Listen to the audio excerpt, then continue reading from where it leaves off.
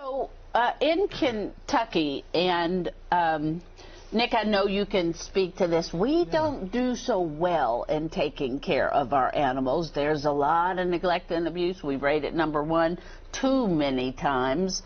And our laws don't have any teeth, and I don't mean that as a pun, but they don't.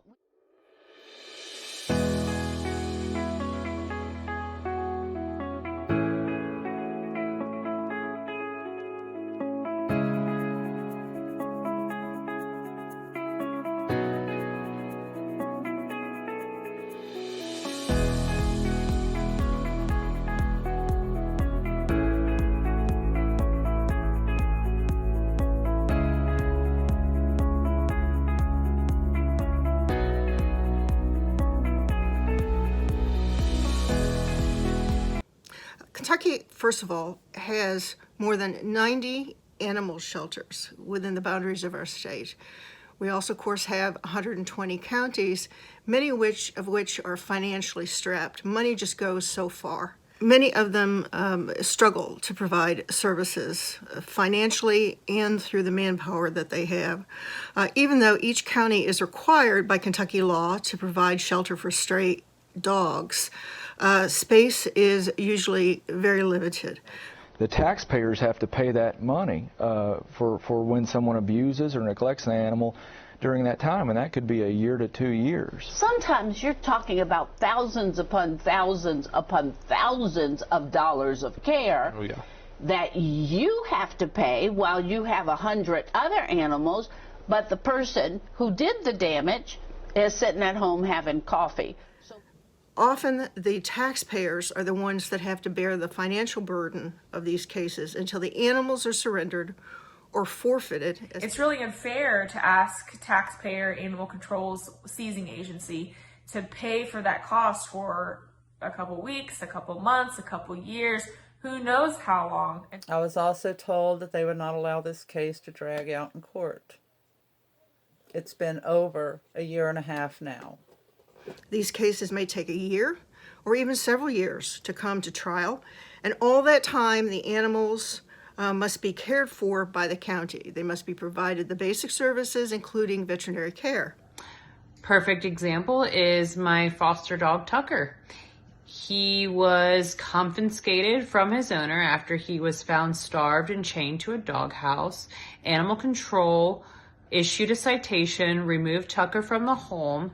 He sat in the shelter for 3 months, going neurotic, getting anxious, declining in the shelter. The shelter had to vaccinate him. They gave him dewormer, preventive. He had skin issues that they were treating in the shelter. It certainly is a financial burden that many Kentucky counties simply could not afford to do. Hey, can you take this animal? Well, I'm sure your first thought is you want this animal to be cared for. For sure. Most shelters and animal control facilities are one and the same and on tight budgets. So drawn-out legal battles can be detrimental on a facility's budgeted resources.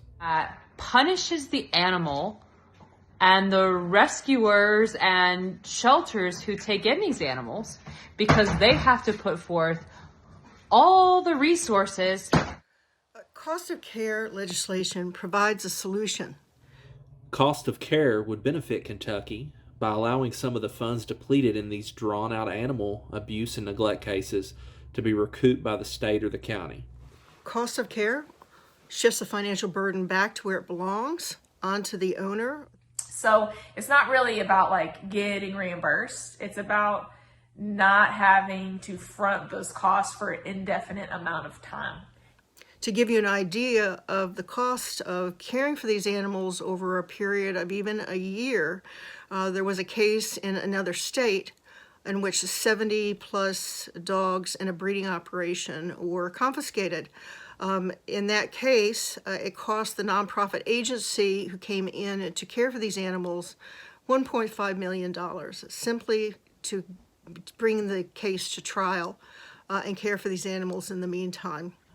And that can really rack up. It certainly would be an extreme financial burden that many counties in Kentucky could not bear. Hi, I'm Melissa in Paris, Bourbon County, Kentucky, and I think we need a cost of care law so that animals like Kitty here, who are taken in hoarding in other cases, can be cared for by rescues and shelters without them having to go bankrupt. Cost of care is nearly impossible to pursue with current legislation. This is due to the fact that regardless of conviction, the burden of care during the legal process is funded by the state or the county. But a lot of times there are some issues in the law as it is now, like we have a bill coming up that has to do with the cost of care of these animals while the court case is going on. And, Cost of care would have helped to shut down one of the longest standing breeding and hoarding operations in Kentucky. If cost of care would have been in place in 2004, Spencer County would have been reimbursed the over $100,000 it lost in care and legal battles trying to shut down a long-standing breeding operation. Taxpayers are the ones who have to bear the financial burden of these cases. And I was told if I would accept the cost of their care, they would get the animals out. Too many times in Kentucky, animals have been left in deplorable conditions simply because the county does not have the money to handle the cost of their care. If shelters are over capacity or have limited budgets, the counties and or law enforcement agencies may not take action because simply they understand that the financial burden is so great that they simply cannot afford to do so. I had been reporting it since 2003. Without a doubt, the 2004 loss to Spencer County discouraged law enforcement from pursuing charges against the long-standing breeding operation. What this does is it allows abusers to continue to commit crimes against animals with no repercussions. It continued for 30 years. We take care of our animals at Animal Control. I can tell you from the bottom of my heart that we do what we do because we love animals and we do everything we can to make them feel at home, even though they're not in a home. But the kennel is not a substitute for an actual home life, and all animals want a sense of home and belonging. It will reduce the time that animals remain in legal limbo. Seems though we've done some horrendous stories about things happening to animals, and then I'm like, nothing gets done. Or either they do something, you turn around and the person has the animal back, or a different animal.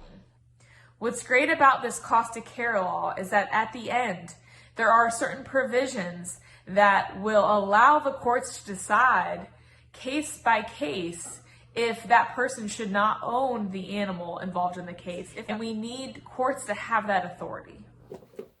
We are still funding the cost of care for these animals. So we're saying cost of care must be covered by them if it passes. Absolutely, because right now it's just not the shelter. If a animal is seized in the city or the county, it's me and you that pay for it. It's the city taxpayer or the county taxpayer that has to foot that bill. We want to put it back on the abuser or the person responsible for this situation so that they're required, and it gives the power to the court to be able to order them during the pendency of the action and afterwards to pay for that care. My rescue, my fosters, and my donors have been directly affected by the lack of simple, common sense cost of care legislation. The law also requires the owners who are charged and convicted of cruelty to undergo psychological counseling in an effort to prevent them from further cruelty in the future. The law is not perfect. We've always got issues, and when we can narrow down those issues is when we can make some progress. Cost of care legislation is crucial to take another step forward for the animals in Kentucky. Passage of cost of care legislation is indeed taxpayer relief. It is something that is desperately needed in the state of Kentucky, and I urge the Kentucky General Assembly to pass cost of care legislation. The change you want to see, Kentucky Animal Action Day. What's the main thing that you want people to know, Michelle? Important to have a relationship with your legislators. Please support Cost of Care in Kentucky, and reach out to us through Facebook. If you have any questions, we'll be glad to try to answer them. And Cost of Care is important this year because budget is important this year, and the fact that it'll be cost savings is one of the most important things about Cost of Care getting passed. Cost of care is just basic common sense. We have to get it passed. We desperately need this in the state of Kentucky. Thank you.